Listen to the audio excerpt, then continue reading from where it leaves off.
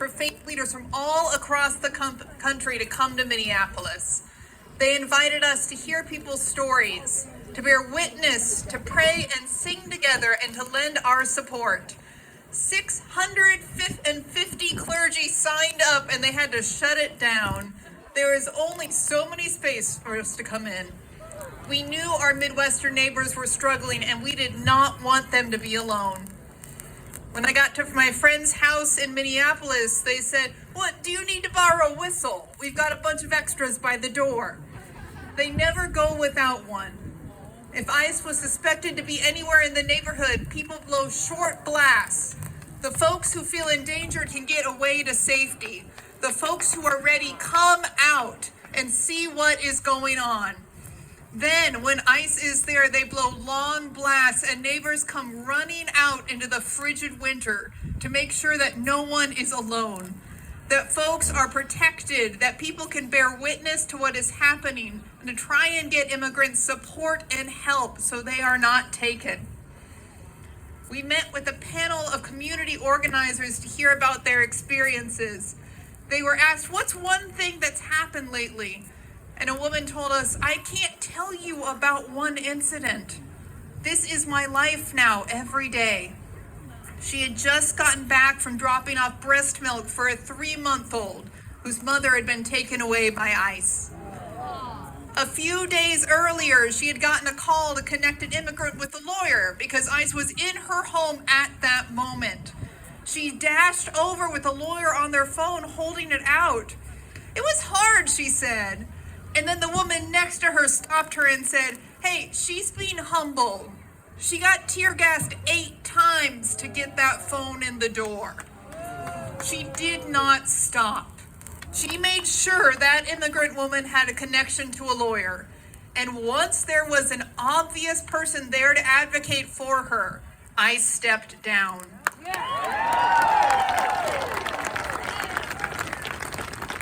Once there's legal representation, it became obvious this woman had every right to be in her own home. Sometimes the folks running toward the whistles can make all the difference. Sometimes all they could do was try and get somebody's name to let their family know they had been taken. Either way, they kept running, kept doing everything they could do to help. People told us moment after moment of heartbreaking fear and danger. Everybody knew it wasn't safe to stand up to ICE. They were terrified, but they refused to leave their neighbors in danger. Most of you here today have already heard a lot about what has happened in Minneapolis.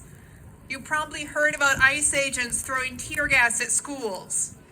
You probably heard about people being taken without warning or explanation, sent to the Whipple building and locked away from their families.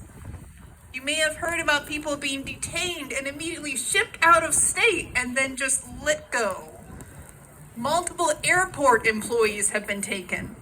These folks are not only legal immigrants, but have passed enough background check to work behind security at the airport.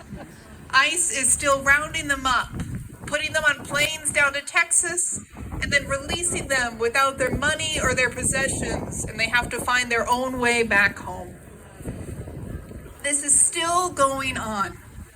Last month, I got a message from the friend because they knew an immigrant had been detained in suburban Minneapolis and had just been released from detention in North Platte, Nebraska. Anybody else here from Nebraska? Is it just me? Last time I went to North Platte, I kid you not, there was a tumbleweed on the street. There is no bus from there back to Minneapolis.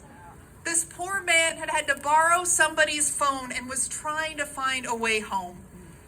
We managed to find folks to give him a ride and drive him all the way back.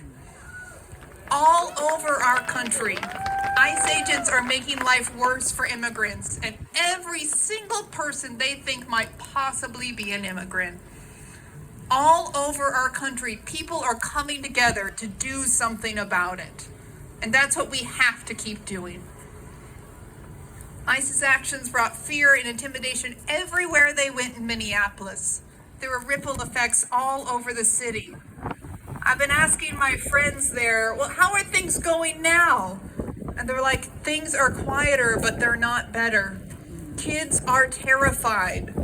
A lot of their friends are gone. People were fired when they couldn't get to work or when nobody was shopping or spending enough money. We don't know how people are going to make rent. A lot of folks who can usually feed themselves suddenly can't. Households who have had family members detained can't make ends meet. Restaurants have lost so much business, and folks are still hiding in their homes so they're not taken by ICE. Families aren't safe outside, but they still need to eat. When I was in Minneapolis, I went to go volunteer at a church called Dios Hablos Hoy, God Speaks Today. Pastor Sergio there knew people needed help, and he talked to the church, and they're like, yeah, we could do like 5, maybe 10 food baskets. So they put out an online form, and they found out there were thousands of people in need. They did not close the form. They trusted, and they kept working. In just a few weeks, they had sent out food for 16,000 families. Friends, when you go to DHH, if you ever go, it's not a big church. You can drive right by it. There is not a lot of space, and they make every inch count. I went with a group of clergy that weekend to pack boxes. You remember that really cold week we had in January? The high that Friday in Minneapolis was 9 degrees below zero. It is not my kind of weather. I believe sane people should be inside, but unfortunately, ICE was out and immigrants were hungry, and so people bundled up and went to work. Teachers came over to the church to pick up boxes of food to deliver to their students who were sheltering at home. Pastors came to pack boxes and deliver food to their parishioners. I went down in the basement and packed hygiene products with a group of retired women in the church basement there. Guys in full ski suits were loading up their trunks in the parking lot. The line of volunteers just kept coming and coming and coming. I asked the volunteer next to me how they got there. Were they a member of the church? No, she said, and gave me kind of a weird look. I live in a retirement community a couple miles from here. This is my neighborhood. I have to do this. People stuck their necks out and froze that day to bring groceries to their immigrant neighbors. They were going to make sure nobody got left behind. 1,500 boxes of food went out that day. That's right. DHH delivers food 4 days a week, trains new volunteers 2 days a week, and somehow worships on Sundays. I assume the sanctuary smells like bananas all the time because that's what happens in a food pantry. It works. Most of the volunteers had never been there before that crisis, but they show up like clockwork.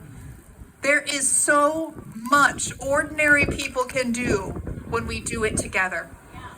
That same Friday, Minneapolis had a general strike that the unions had organized and a giant protest against ICE. We had technically come to be part of the protest, but with the weather, I wondered what the sort of turnout we would have. I walked with 50,000 people in freezing temperatures down the streets. We were walking and singing and chanting. You know, if you are singing together, you don't feel the cold as much. By the time I reached the end of the march route, people were still waiting to start walking a mile away. Folks were handing out granola bars and hand warmers. There wasn't a single ICE agent in sight. When 50,000 people are in the streets, folks, get out of the way.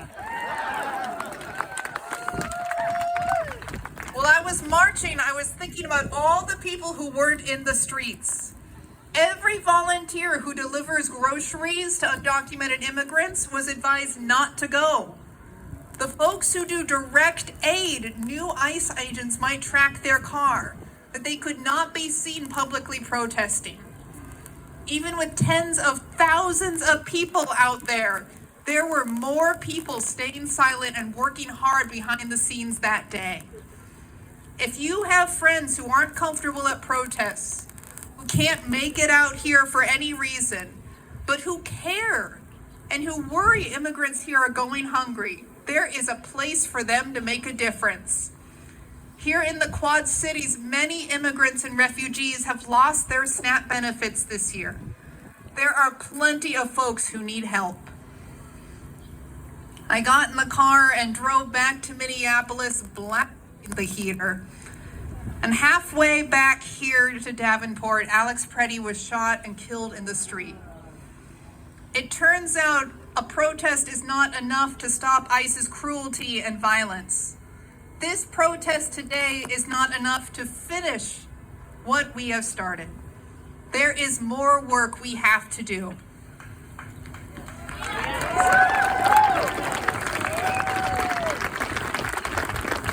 Over and over, people in Minneapolis told us if we knew something like this was going to happen, we would have started getting to know our neighbors earlier. We would have started forming neighborhood groups earlier. The people of Minneapolis, block after block, have built rapid response teams from scratch against ICE's cruelty. They didn't know what it would be like to be targeted by ICE. Now we all know. Now we can get ready to take care of each other, no matter what. This protest today is a reminder to our elected leaders that we love our immigrant neighbors.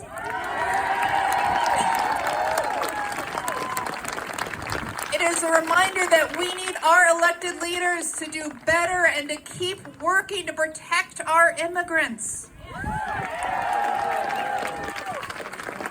But we know we cannot depend on them to do enough. We have to stand up together and care for people endangered by ICE. Here in the Quad Cities, it is time to get to know your neighbors more. It is time to make it awkward, admit you don't know their name even though you've lived next to them for years. It is time to not leave this park until you introduce yourself to somebody new. Sign up for a mailing list, there are plenty. Go to a volunteer orientation.